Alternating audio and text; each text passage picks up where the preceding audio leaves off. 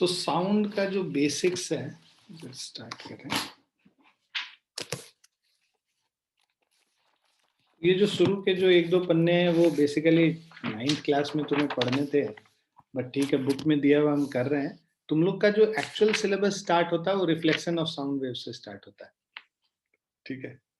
तो ये बेसिक्स है, थोड़ा सा जल्दी से इसको रिवाइज कर लेते हैं। सो सबसे पहला,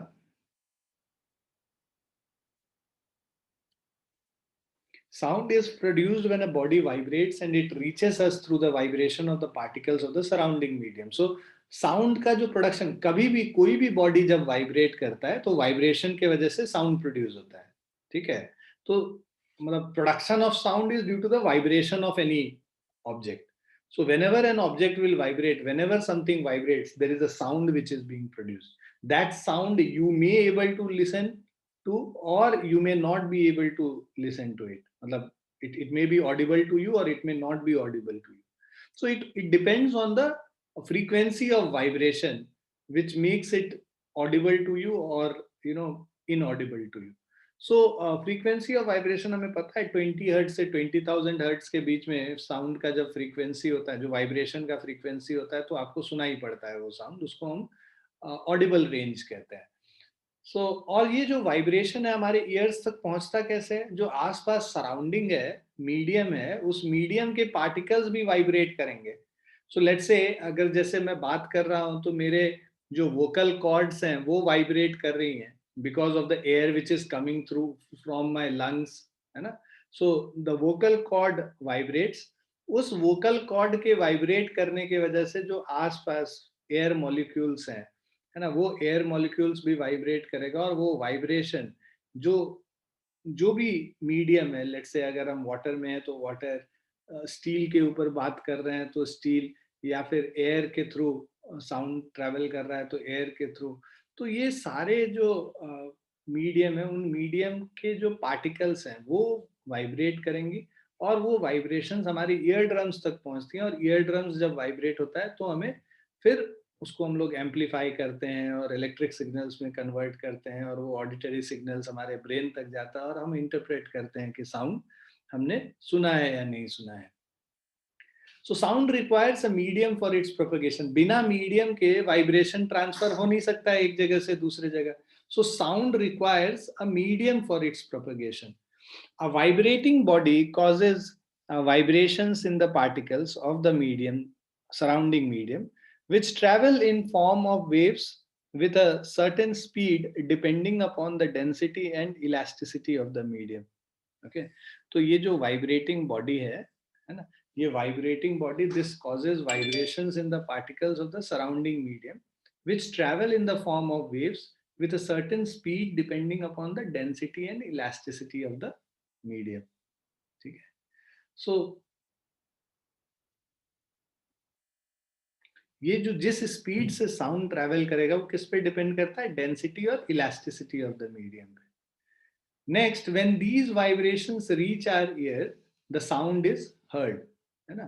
तो जब ये हमारे कानों तक ये आवाज आएंगी तो हम लोग, ये जो वाइब्रेशन हमारे ईयर्स तक पहुंचेगा तो we are able to hear this sound. Our ears are sensitive only to a limited range of frequency from 20 hertz to 20,000 hertz. So this is the lower limit of the frequency and this is the upper limit of the frequency. So between 20 hertz and 20,000 hertz or 20 kilohertz, this is the range of frequencies in which we are able to hear the sound.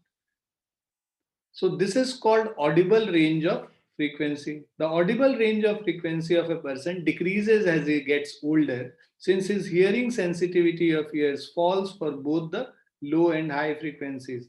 तो basically ये क्या है जी, ये 20,000 hertz पे ही fixed नहीं रहेगा, ये कम होता जाता है, ठीक है. So as a person grows older, the sound speed, this frequency range that keeps on decreasing.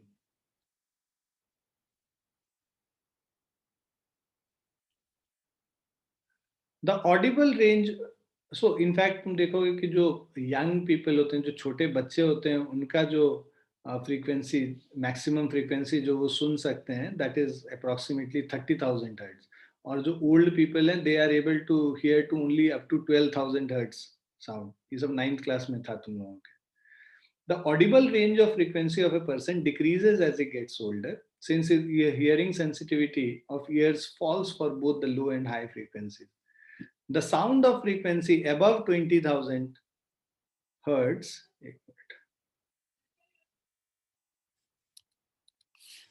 The sound of frequency above 20,000 hertz is called the ultrasonic sound, and while sound of frequency below 20 hertz is called infrasonic sound.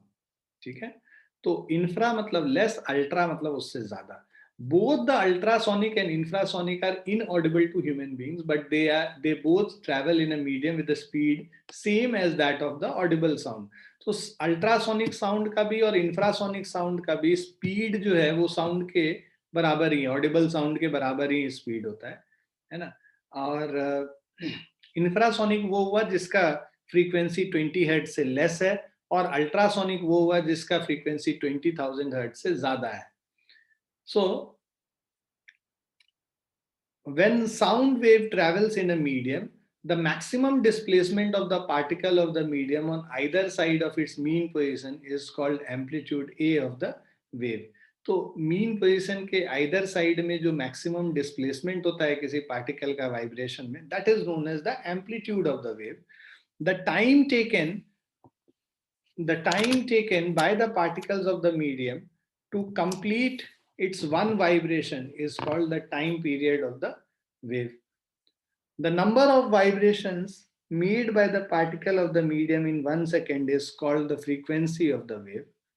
The frequency of a wave is same as the frequency of the source producing it. मान लो एक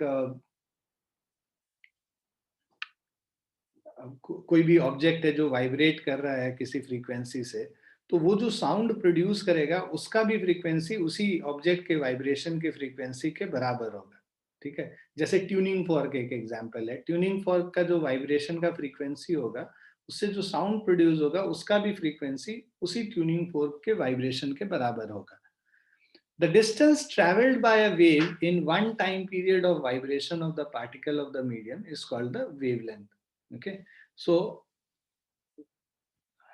the distance traveled by a wave in one time period of vibration. ठीक है, तो एक time period में जो distance travel होता है, right, so this is called the wavelength. ये जो डिस्टेंस है, this distance is called the wavelength of this, and the maximum displacement is called the amplitude A. Time taken to reach complete one oscillation is time period T. Now, the distance traveled by the wave in 1 second is called wave velocity. The wave velocity, frequency f, and wavelength lambda are related as velocity v is equal to f into lambda. Okay. So velocity v is equal to f into lambda. The time period and its frequency f of the wave are related as f is equal to 1 upon t. So जो frequency है और time period है, that they are related as f is equal to 1 by t.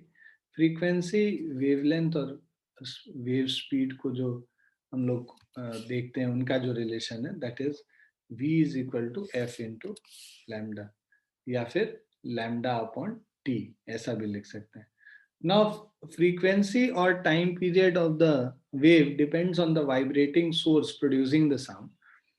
The velocity of wave and hence its wavelength depends on the particles of the medium in which the wave travels. The sound wave necessarily require a medium for their propagation. The transfer of energy by the wave is through the vibration of the medium particles about their mean position. So when the particles vibrate, there is a change of kinetic energy into the potential energy and vice versa. So sound waves are also known as elastic or mechanical waves. So there are two mechanical waves are of two kinds. One is longitudinal wave and other is transverse wave. तो mechanical wave के दो types हैं, एक longitudinal wave, दूसरा transverse wave. Longitudinal wave वो होता है जहाँ पे the vibration is in the same direction in which the energy is, the wave is propagating. तो वेव जिधर मूव कर रहा है उसी डायरेक्शन में वाइब्रेशन भी हो रहा है. So if the vibration of medium particle are along the along the direction of propagation. So if the vibration of medium particles are along the direction of propagation of the wave, thus forming the compression and rarefaction in the medium, the wave is called a longitudinal wave. Example, sound waves in air, in solid and inside a liquid. These are example of longitudinal waves. Longitudinal waves can travel in solid, liquid as well as gas. तो देखो जिधर vibration हो रहा है उधर ही propagation हो रहा है, मतलब वाइब्रेशन भी इसी डायरेक्शन में हो रहा है लेट्स से, और प्रोपगेशन भी इधर ही हो रहा है. तो जहां पे पार्टिकल्स पास पास आ जाते हैं एक दूसरे के, उसको कहते हैं कंप्रेशन. जहां पार्टिकल्स दूर दूर चले जाते हैं एक दूसरे से, उसको कहते हैं रेयरफैक्शन. तो यहाँ पे जो हम लोग क्रेस्ट और ट्रफ की बात करते थे नॉर्मल ट्रांसवर्स वेव में, लॉन्गिट्यूडनल वेव में वो कंप्रेशन और रेयरफैक्शन के टर्म्स में जाना जाता है. ठीक है, कंप्रेशन वो हुआ जहां पे कि पार्टिकल्स पास पास आ गए ना, डेंसिटी इंक्रीज कर गया. और रेयरफैक्शन वो रीजन हुआ जहां पे पार्टिकल्स दूर दूर हैं, जिसको कि हम लोग, है ना, पार्टिकल्स दूर दूर हैं और डेंसिटी वहां पे लेस हो गया. So longitudinal waves can travel in solid, liquid as well as gas. तीनों मीडियम में ट्रैवल कर सकता है लॉन्गिट्यूडनल वेव. अब transverse wave in the medium, if the medium particles vibrate normal to the direction of propagation of the wave, forming crest and trough, the wave is called transverse wave. तो यहाँ पे क्या है कि जो vibrations हैं, vibrations इस direction में और प्रोपगेशन इस डायरेक्शन में, तो उस वजह से वेव क्या है, कुछ इस तरीके से मूव करेगा. ठीक है, ऊपर जाएगा तो थोड़ा आगे बढ़ गया बिकॉज ऑफ दिस मोशन, और फिर जब नीचे आया तो थोड़ा और आगे बढ़ गया. तो ये आगे भी बढ़ता रहेगा और ऊपर नीचे ये वाइब्रेट भी करता रहेगा. ऐसे वेव को हम लोग ट्रांसवर्स वेव कहते हैं, जहां पे कि जो इसका वाइब्रेशन है that is perpendicular to the direction of propagation of the wave, forming crest and trough. तो ये जो ऊपर वाला पोर्शन है इसको क्रेस्ट कहते हैं, नीचे वाला जो पोर्शन है उसको हम लोग ट्रफ कहते हैं. सो लॉन्गिट्यूडनल वेव में जो वाइब्रेशन है that is along the direction of propagation of wave, और ट्रांसवर्स वेव में जो वाइब्रेशन है that is perpendicular to the direction of propagation of the wave. Sir transverse wave में पार्टिकल सिर्फ राइट एंगल पे वाइब्रेट करता है या फिर अलोंग द लाइन भी वाइब्रेट? नहीं, पार्टिकल बस राइट एंगल पे ही वाइब्रेट करेगा, मतलब इसी के अलोंग ही वाइब्रेट करता रहेगा और मूव नहीं करता. पार्टिकल एनर्जी मूव करेगा. देखो ये पार्टिकल्स क्या है, एक दूसरे से पास पास लगे हुए हैं. अब ये पार्टिकल जब ऊपर जाएगा तो इसको भी साथ ऊपर लेके जाएगा, ये इसको खींचेगा ऊपर, ऐसे खींचेगा. तो ये सबसे ज्यादा ऊपर गया, उसके बाद धीरे धीरे धीरे धीरे कम होता चला गया. उसी तरह इस तरह से ऐसे ऐसे बनता है बेसिकली. ठीक है, तो ये वेव्स इस तरह से मूव करते हैं. तो ये पार्टिकल यहीं पे वाइब्रेट करता रहेगा, ये पार्टिकल यहीं पे वाइब्रेट करता रहेगा. डिस्टर्बेंस जो है वो ट्रैवल करता है इस डायरेक्शन. सर लॉन्गिट्यूडनल वेव्स और ट्रांसवर्स वेव्स दोनों सॉलिड में ट्रैवल कर सकती हैं? ट्रांसवर्स वेव जो है, हाँ, ट्रांसवर्स वेव जो है सॉलिड और सरफेस ऑफ लिक्विड पे ही करता है बस. गैसेस में ट्रांसवर्स वेव नहीं होगा. क्यों नहीं होगा? दिस इज बिकॉज यही रीजन है कि ये because the molecules are far away from each other. If this molecule goes up, it does not pulls the other molecule along with it. Why? Because the molecules are at a distance with each other. Longitudinal waves, because ये transverse wave इसीलिए gases में तुम नहीं देखोगे, solids में देखोगे और liquid के सरफेस पे बस देखोगे, है ना. और longitudinal wave solid, liquid, gas तीनों में हो सकता है. तो बिकॉज इसमें तो उसी डायरेक्शन में वाइब्रेशन हो रहा है, तो इसीलिए इसमें तीनों डायरेक्शन, तीनों में होता है, सॉलिड, लिक्विड, गैस तीनों में होता है. ठीक है. यस.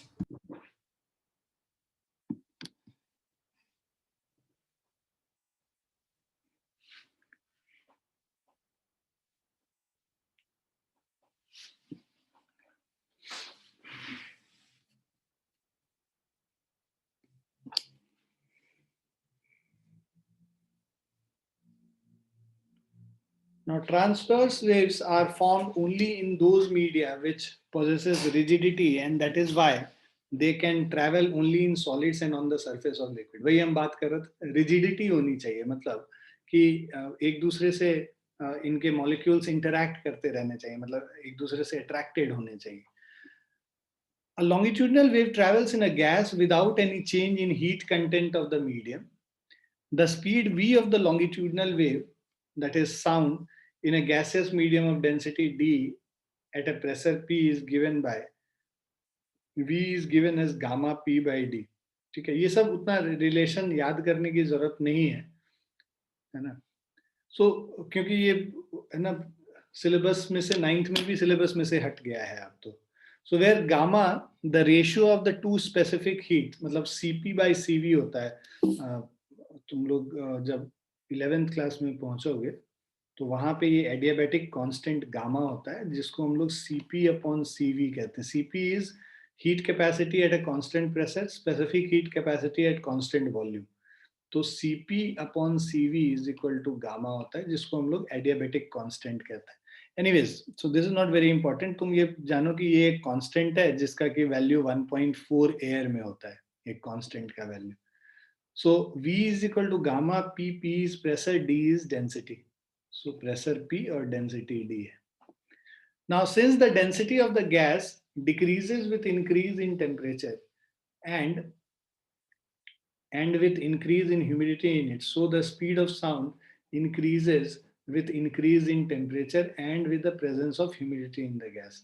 तो देखो, because density decrease कर रहा है increase in temperature से, तो डेंसिटी डिक्रीज करेगा तो वेलोसिटी इंक्रीज करेगा, तो वेलोसिटी इंक्रीज कर रहा है इंक्रीज इन टेम्परेचर से. ठीक है, तो speed of sound increases with increase in temperature. उसी तरह जो डेंसिटी है डिक्रीज कर रहा है इंक्रीज ऑन ह्यूमिडिटी से, तो डेंसिटी डिक्रीज करने का मतलब स्पीड इंक्रीज करना, तो स्पीड इंक्रीज कर रहा है with increase in presence of humidity in the gas. However, the speed of sound is not affected by change in pressure. Pressure के चेंज से स्पीड ऑफ साउंड नहीं डिपेंडेंट होता है.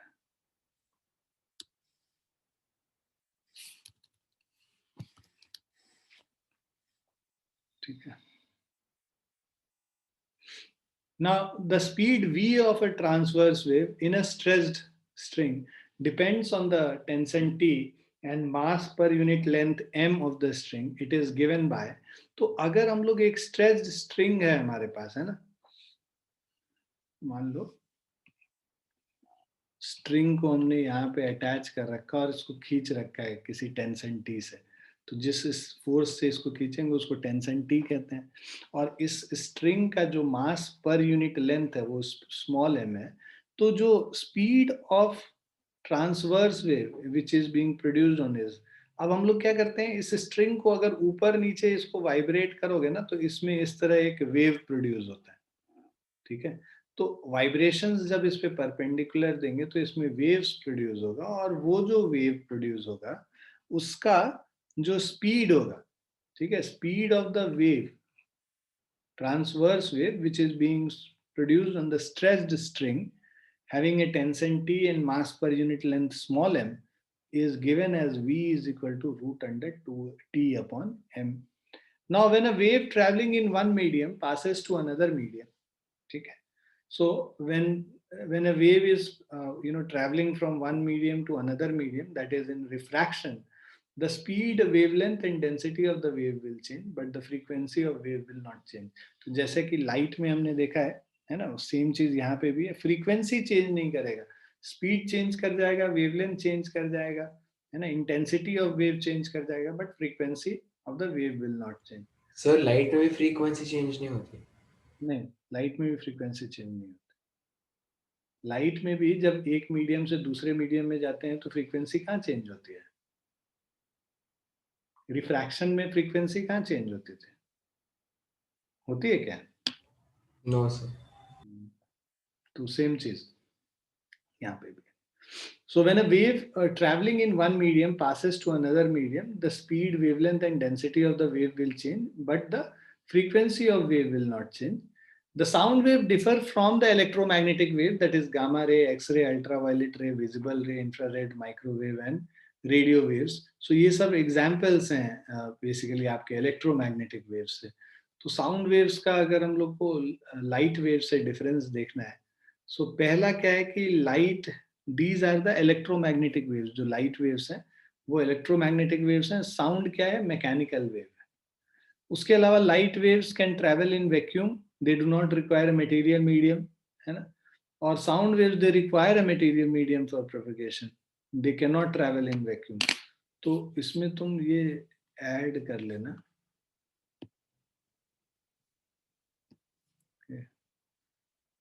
They can travel in vacuum.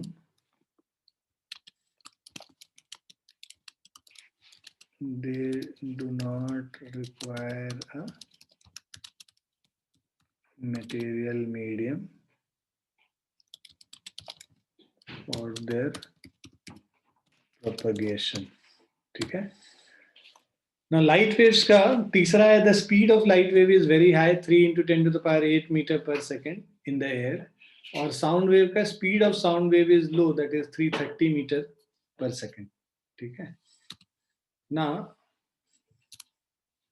the wavelength of light waves, so wavelength of light wave visible is very small, of the order of 10 to the power minus 6 meter, and wavelength of sound wave is in the range of 10 to the power minus 2 meter to 10 meter. These waves are transverse, light waves are transverse wave, and sound waves in air, these waves are longitudinal waves.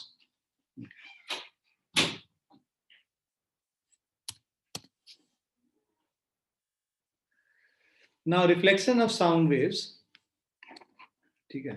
तो actually में तुम्हारा syllabus यहाँ से start होता है. इसके पहले वाला जो चीज है ज्यादा नहीं भी याद करोगे तो चल जाएगा, बट ठीक है, मतलब याद कर ही लेना.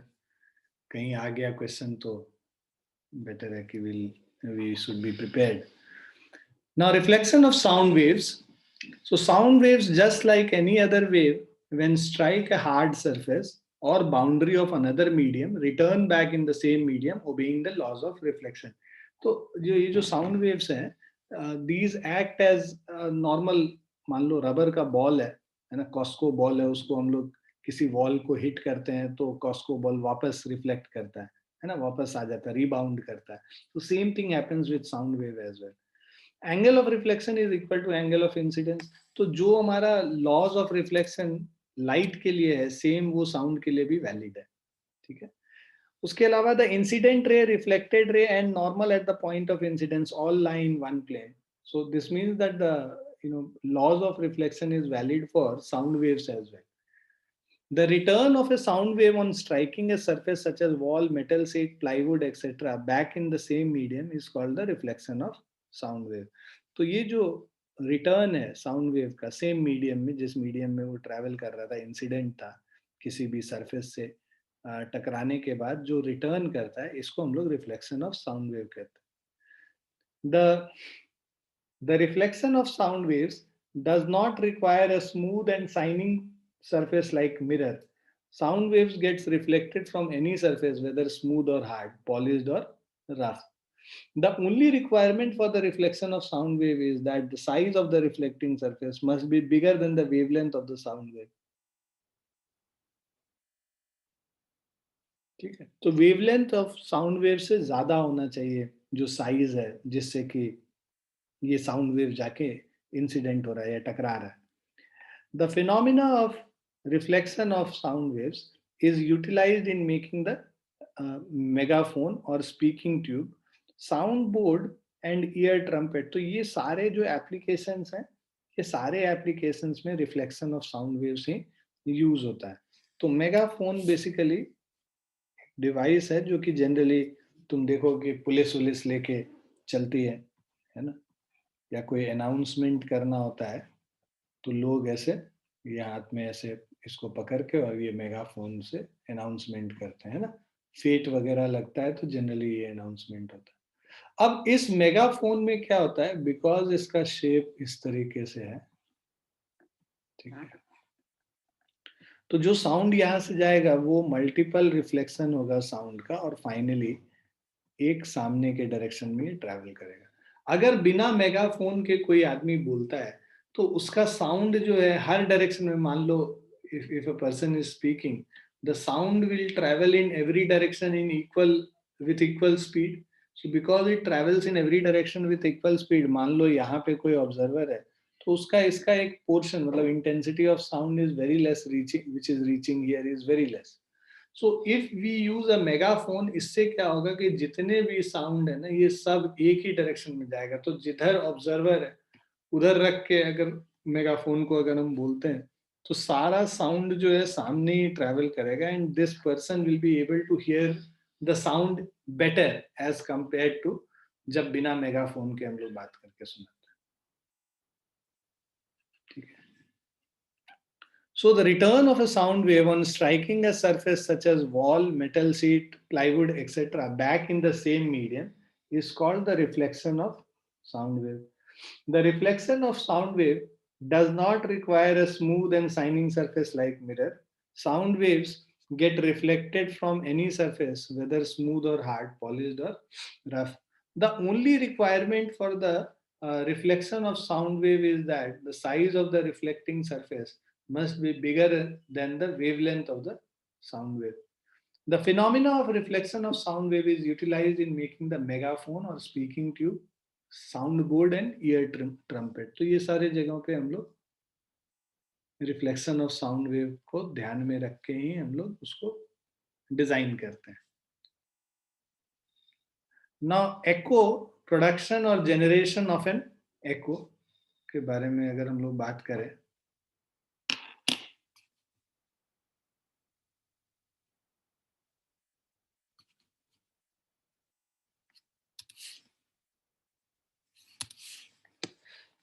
so if a person stands at some distance from a wall and or a hillside and produces a sharp sound, he hears two distinct sounds. The original sound, which is heard almost instantaneously, and the sound heard after reflected from the wall, which is heard a little later than the original sound is produced. The second sound heard after reflection is called echo. तो basically echo है. echo क्या होता है कि जो भी हम बात कर रहे हैं, है ना, so whatever we speak is being either heard instantly or after reflection it is heard after a certain time. तो दो अलग अलग distinct voices सुनाई पड़ेंगी. इसको हम लोग, इस फिनोमिना को हम लोग echo कहते हैं. ठीक है. अब उसके लिए जो पर्सन और जो रिफ्लेक्टिंग सरफेस है, जो सोर्स ऑफ साउंड और जो रिफ्लेक्टिंग सरफेस है, उनके बीच में there should be a minimum distance, है ना, so that they are the person is able to hear the echo distinctly. तो वो जो मिनिमम डिस्टेंस है वो कैसे निकालते हैं, वो इस पे डिपेंड करता है कि जो साउंड जो है हमारे ब्रेन में 0.1 सेकेंड तक रिटेन्ड रहता है. तो अगर उसके पहले साउंड रिफ्लेक्ट होके आ गया 0.1 सेकेंड के पहले, तो हमें डिस्टिंक्ट एको नहीं सुनाई पड़ेगा, है ना. यही the voice will be prolonged and because of the prolong nature of voice you will be listening to reverberation and not echo. मतलब आवाज गूंज रही होगी बट डिस्टिंक्ट आवाज आपको नहीं सुनाई पड़ रही. Now the sound heard after reflection from the wall or hillside, which is heard a little later than the original sound is produced. The second sound heard after reflection is called echo. The sound heard after reflection from a distant obstacle, such as cliff, a hillside, wall of a building, edge of a forest, etc., after the original sound has ceased, is called an echo. तो original sound को seize कर जाना, मतलब original sound सुन लिया आपने, उसके बाद जो आपको डिस्टिंक्ट साउंड सुनाई पड़ेगा उसको एको कहते हैं. The reflected sound, if heard along with the original sound, is not called the echo. Only the sound heard after the original sound has ceased from the original sound, ठीक है, is called the echo. ठीक है.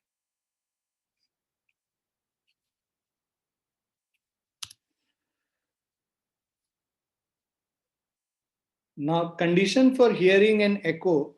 तो कोई भी एको को सुनने के लिए जो कंडीशन है, ठीक है, दैट द पर्सन, जैसा कि हम लोगों ने बोला कि ब्रेन में साउंड 0.1 सेकेंड तक रहता है, तो कंडीशन उसका यही है कि 0.1 सेकेंड के पहले अगर साउंड आ गया तो उसको एको, डिस्टिंक्ट एको नहीं सुनाई पड़ेगा. There should be a gap of 0.1 second for the person to listen to the echo of sound. ठीक है. अच्छा, बिफोर गोइंग फर्दर, एक छोटा सा अनाउंसमेंट करना था तुम लोग के लिए। एक तो there is an admission test for next year for all these programs, जो IIT JEE और नीट का जो एंट्रेंस टेस्ट का प्रिपरेशन होता है, उसके लिए एक स्कॉलरशिप कम एडमिशन टेस्ट है जो कि 25th ऑफ दिसंबर को अनाउंस किया है हम लोगों ने। तुमको अभी ये मिला होगा आज, एक फ्लायर हम लोगों ने भेजा था, तुम लोग मिल गए हैं ना तुम लोग को? Yes sir. हाँ, तो 25th दिसंबर को तुम लोग का टेस्ट होगा, that is admission cum scholarship test. So this is for everyone who is going to take the science stream after class 10th.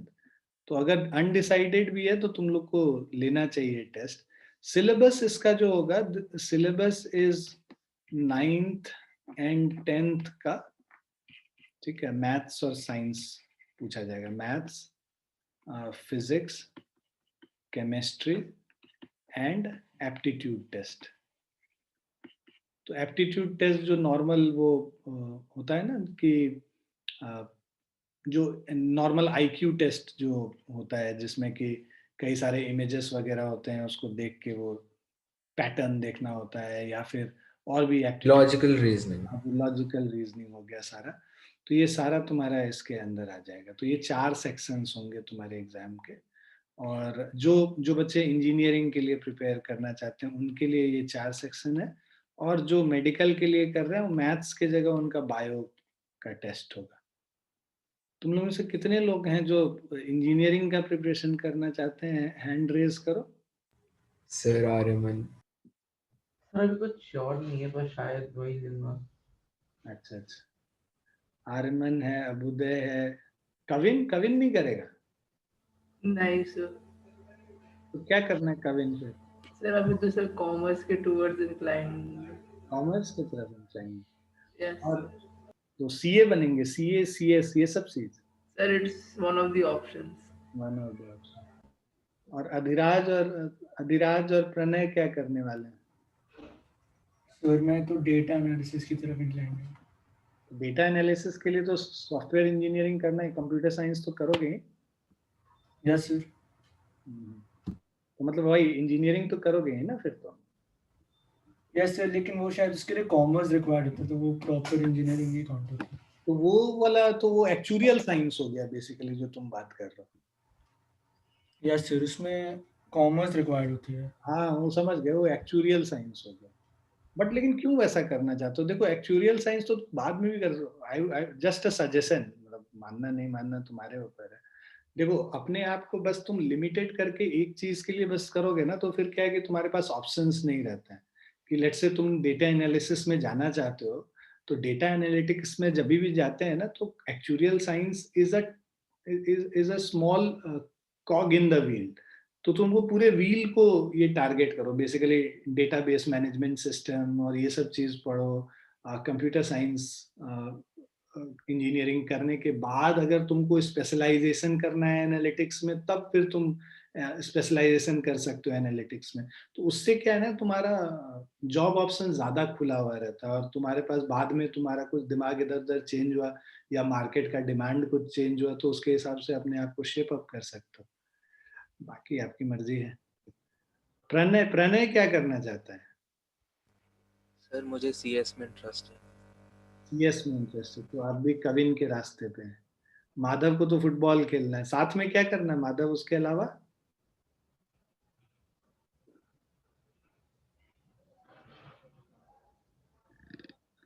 तो माधव, आर यू देयर? चलो शायद आवाज नहीं जा रही है उसको। एनीवेज, तो ठीक है, जो बच्चे दे रहे हैं आर्यमन और अभुदय जो है, आप दोनों को तैयारी करनी चाहिए एग्जाम के। दिव्यांश भी है शायद, उस दिन बोला था वो करना चाहता है ना?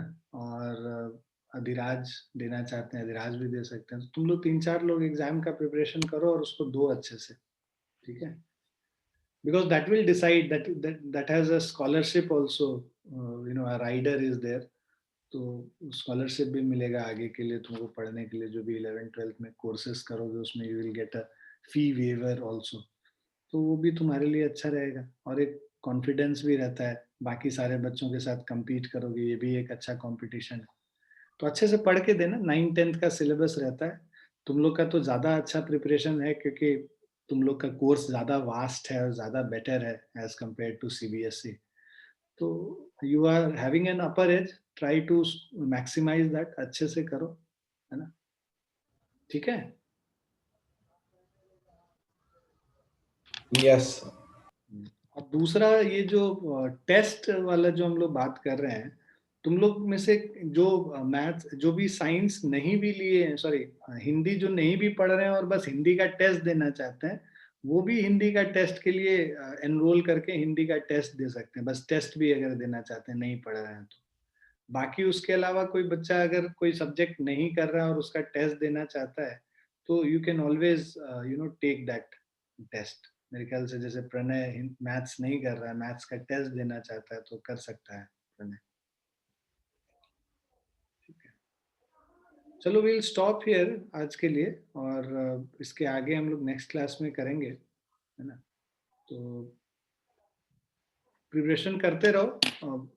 देखो, एग्जाम कैंसिल होने का मतलब ये नहीं कि तुम्हारे ब्रेक लग जाना चाहिए, तुम्हारा वही मोमेंटम के साथ पढ़ाई होते रहना चाहिए, क्योंकि अब मोमेंटम लूज नहीं कर सकते। अब जो मोमेंटम आ गया है उसको लेके आगे बढ़ते जाना है, जब तक भी एग्जाम होगा, मान लो मार्च में है या अप्रैल में है, फरवरी में है, जब भी एग्जाम होगा, हम लोग को अपना प्रिपरेशन चालू रखना है हमेशा। मतलब अगर उसमें कुछ भी कौतूहलता बरती हमने या फिर कुछ ढिलाई आ गई, तो उसके वजह से मार्क्स जो है डाउन हो जाएगा।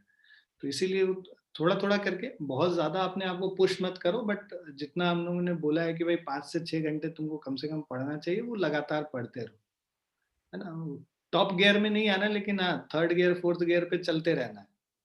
5th गियर पे आएंगे हम लोग जब रिक्वायरमेंट होगी। ठीक है जी बच्चों, Yes, sir. Yes, sir. चलिए, ओके, चलिए, bye and take care everyone. Thank Thank you, you, sir. sir. Bye, sir. Bye.